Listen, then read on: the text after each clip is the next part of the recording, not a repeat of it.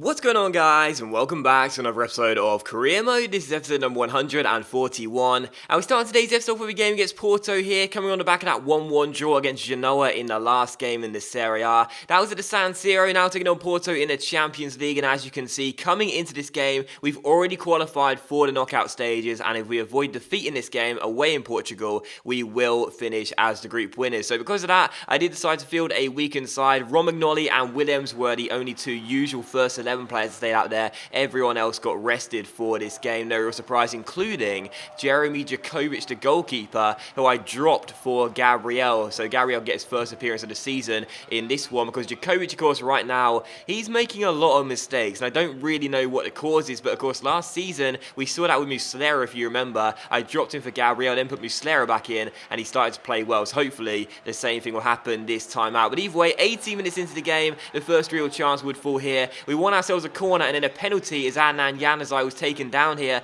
and this was a really interesting penalty, but this reminded me of the penalty that Flamini gave away against Barcelona a few nights ago on Tuesday night for you guys. It was one of those where he doesn't mean to take down the man, he tries to get the ball, but he's a bit of a clumsy challenge, if you will, takes down the man instead. Januzaj takes a tumble, the referee gives a penalty. It is a definite penalty, don't get me wrong. Mitov Nilsson was standing up to take it, Ibra's regen, but I thought to myself, I don't play him too much. Origi's getting a lot of game time right now when coming off the bench to replace Morata, so I gave him the spot kick in the hope he would score it, try and get some confidence with him, but sadly Iker Casillas makes the save and keeps the score scoreless. So Origi missing the penalty, Casillas with the save. I shouldn't have changed penalty takers, I rarely ever do that, but I thought I would there and I messed it up completely. So Origi has his spot kick saved. I just don't have confidence with him, that's why I gave him the penalty. I need to see him hit the back of the net a few more times, but instead Casillas made the save and it was still 0-0. Thankfully for us though, in the 25th minute we would take the lead, and Mitov Nilsson said, "You just take away my penalty, you're not going to take this one away from me." Origi plays in the ball, the Swedish striker runs through, puts it past Casillas and makes it Porto 0, Milan 1. So it's such a simple goal really. Porto lost possession in the middle of the park, we work our way forward, find Mitov Nilsson, and he could not miss that one-on-one. So great finish there by Ibra's regen.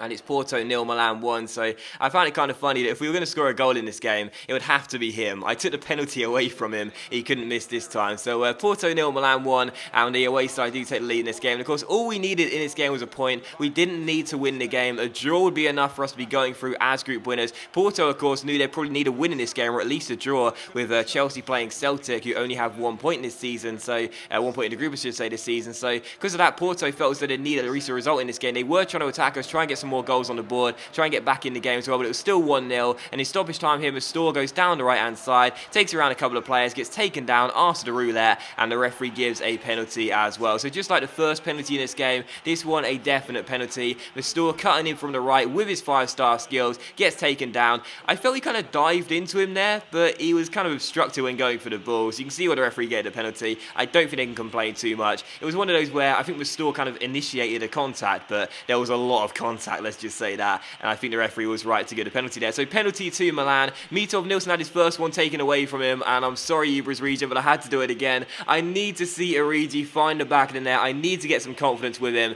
and this time, fortunately, he doesn't mess it up. He does score from the spot, and it's Porto 0, Milan 2. So I missed the first penalty with him, but I had the confidence in him. I thought this time, I'm sure he's not going to miss, and he doesn't. He puts it into the top corner, went to the opposite corner. Whenever I miss a penalty, I don't know if you guys have noticed about this, from me, whenever I miss a penalty, I always go to the opposite one if I get another one in the same game. Whenever I score one in the same game, then I'll go to the same corner. So I went to the opposite corner for this one. Origi does convert it and does make it Porto 0, Milan 2. So final score 2-0 to Milan. We are through as group winners. We only needed a point. We get all three, and Porto, because of that, get knocked out of the Champions League and go into the Europa League in 3rd place. So how about that? But either way, we're through. Really, really pleased with that. And again, good to see Origi notch up another goal after missing the first penalty. So confirmation here, we are through as group winners, and our Champions League round of 16 tie has been drawn, and we are going to be facing in the round of 16 Champions League Real Madrid. Oh my word, Real Madrid in the round of 16 in the Champions League. I'm so excited for that. I rarely ever get the big guys in the round of 16, usually not to the quarterfinals or the semi-final stages. We got Real Madrid in the round of 16.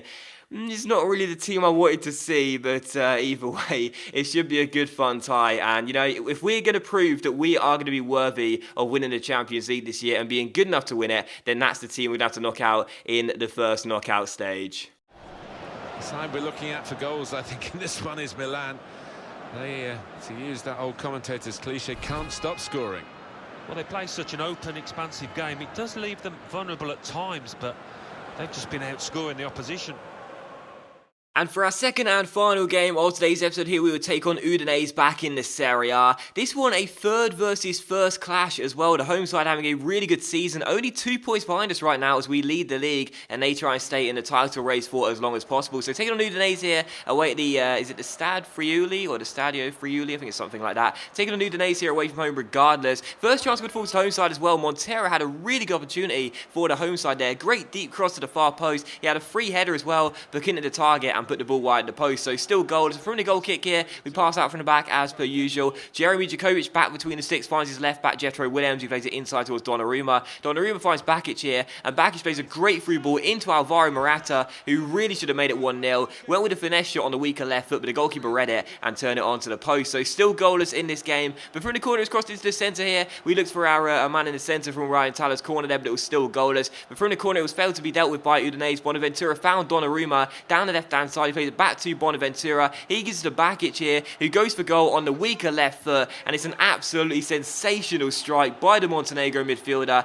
who celebrates in front of the away fans as he makes it Udinese 0, Milan 1, and gets his second goal in the Serie A this season. A wonderful strike by Bakic there. We know he's got that ability. His first goal in a Milan shirt was also a strike from range. This one with the weaker left foot is about 25 yards out. He levers it, and he finds the back of the net as well. Although I will say this, initially I thought it was a wonder goal. I thought it was an absolute screamer from Bakic, but on the second and third replays, I'm not entirely sure whether the goalkeeper will feel satisfied with his involvement in that goal, because I really think he should have saved that one. Maybe I'm being a little bit too critical there. It was a good strike, don't get me wrong, but I think the keeper, he might claim he was distracted by the snow or something, because I think he should have done better there, but instead he couldn't get any gloves on it, and it was Udinese 0, Milan 1. So we take the lead through Bakic anyway, 1-0 to Milan. In the 39th minute here, had a good chance to double our lead as well as El Shaarawy plays the ball inside towards Jethro Williams, keeps the ball in play here. We temporarily lost it, won it back with Bakic. Bakic gives it to Bonaventura, the back heel, then to Williams. Williams through to Bakic, and what a goal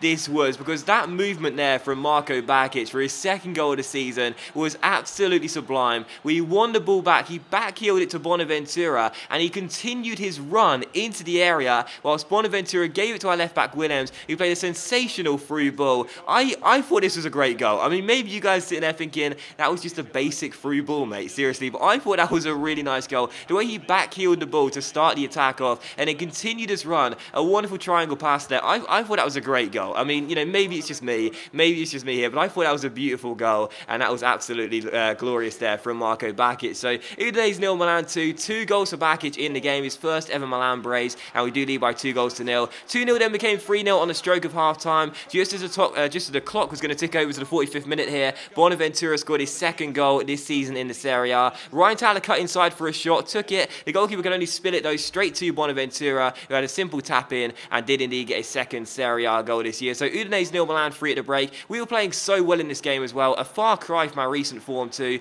A really good display. 3 goals up in this game. The goalkeeper, in my opinion, should have done better with the first goal and the second as well. Either way, 3-0 to Milan. He wasn't playing too bad either though. Another good save there, and it was still 3-0. Udinese tried to get back in the game and get some dignity here. 10 minutes after the restart, had a good chance here from this cross. It was failed to be dealt with in the centre, and this shot on the volley went wide the post from Eden Nilsson, but it was still 3-0. But for Udinese in this game, they didn't play too badly in the second half compared to the first half at least. They didn't roll over and let us score more goals in the second half. They did try and get themselves some dignity, get some more goals back in the game, but the game was sort of done at half time really. We did win the game by 3-0. We gave up a couple of chances in the second half, but for the most part, I felt we did control this game really, and over the course of 90 minutes, were the far better side. So final score here at the Stadio Friuli, Udinese 0, Milan 3. They were in third place before the game, only 2 points behind us. Now we open up a 5-point gap over Udinese, and I felt a really good deserving win in that one. It was great to see as well. Back-to-back wins, back-to-back clean sheets, exactly what we need after a disappointing run of results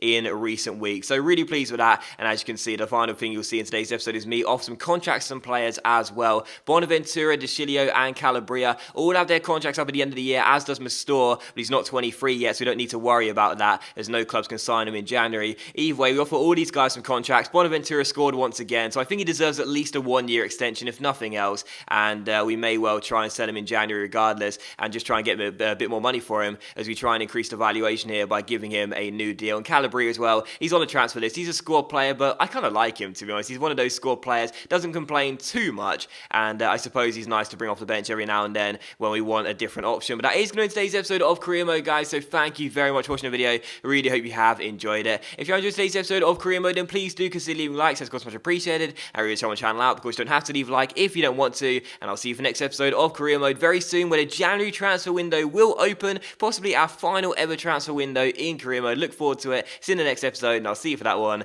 very soon.